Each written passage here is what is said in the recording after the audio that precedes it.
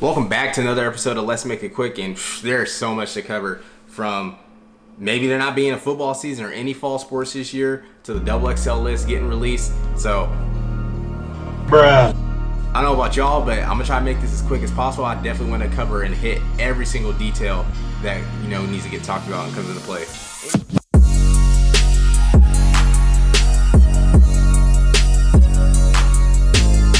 Anyway, with that being said, the Big Ten has recently announced that they're not going to have a college football season this year, and that is just huge.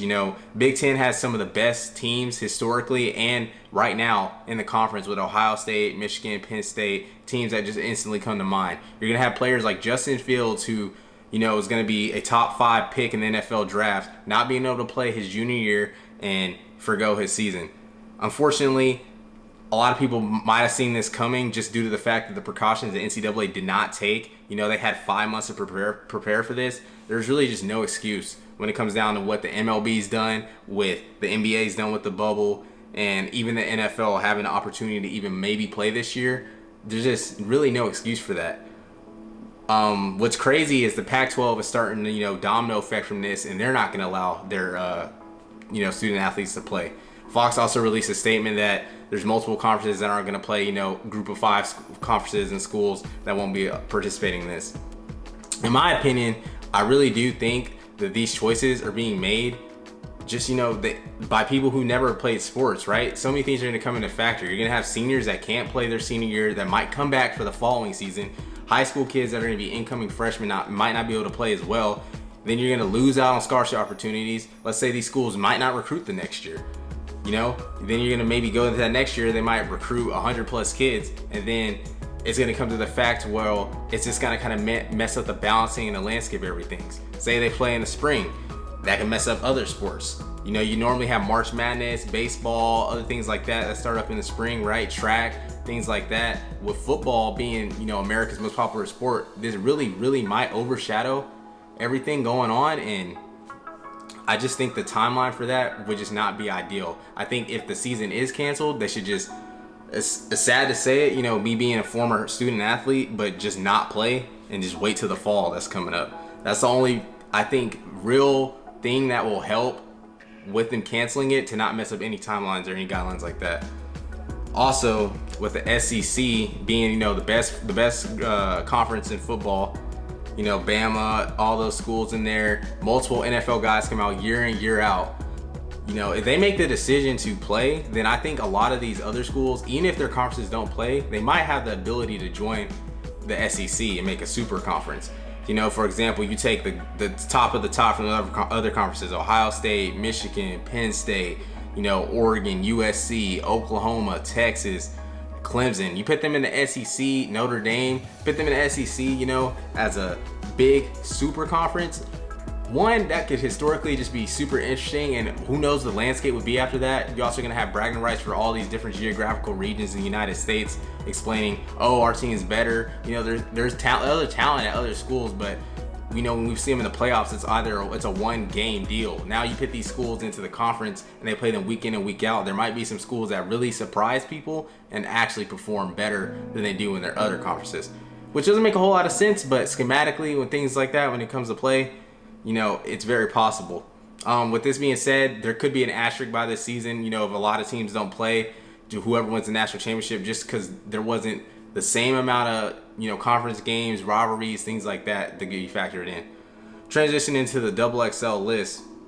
It's a great list this year. I think there is plenty of talent on here going back into the new generation of rap. There's some people that I think should have got on the list, but they might be too popular to be on the list, or they might not have those hit singles yet.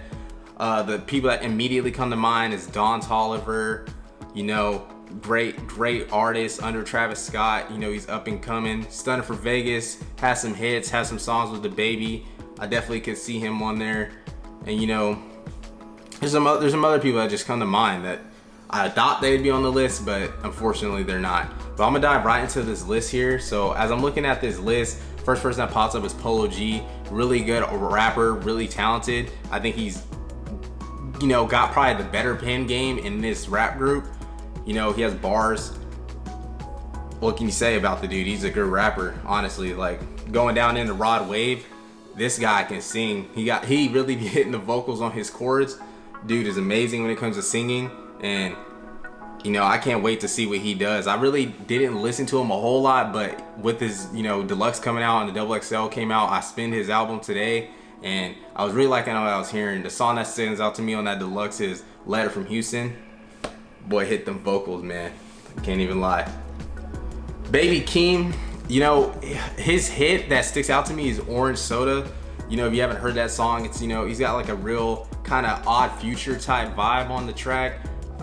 He's kind of a mixture to me between like a Frank Ocean and Playboy Cardi. He kind of has those ad-libs of like the meh and like, you know, bing, all that stuff that Cardi does.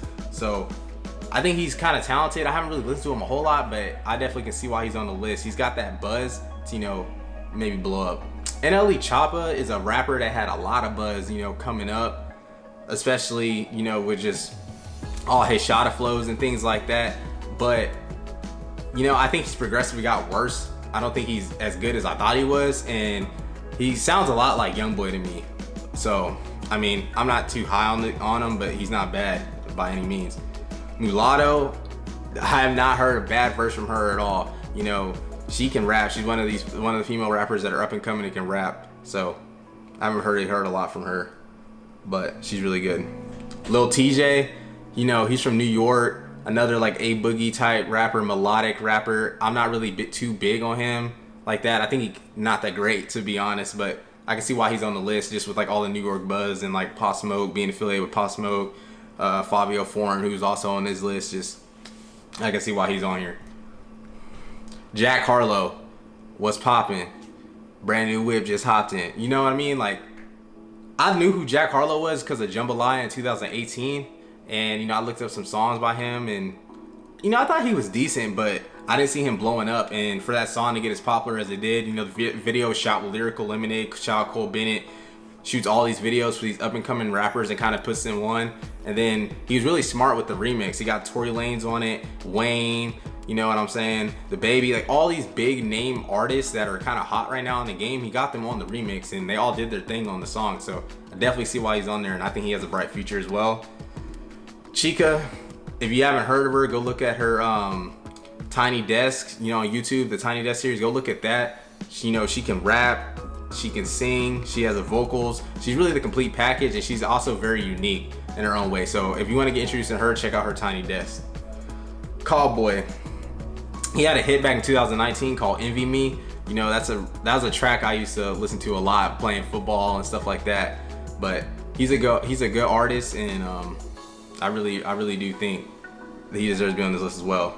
Lil Key, I'm not too big on the Lil Key hype. I think he sounds way too much like Young Thug, and I mean, it makes sense. He's a spawn of Young Thug, of these Atlanta rappers, so I think he sounds way too much like him, but he's really good. And when it comes to like mixing in his flows and rapping with his Atlanta sound and using his Atlanta sound, but I just think he sounds too much like Young Thug for me, so that's why I'm not too big on him, but I definitely see why he's on the list.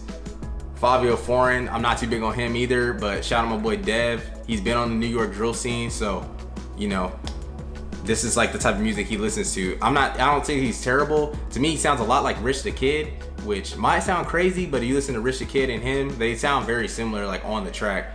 But he's not the greatest. He has some moments where he sounds really good to me, and then I'm not really too big on his individual music besides like Big Drip.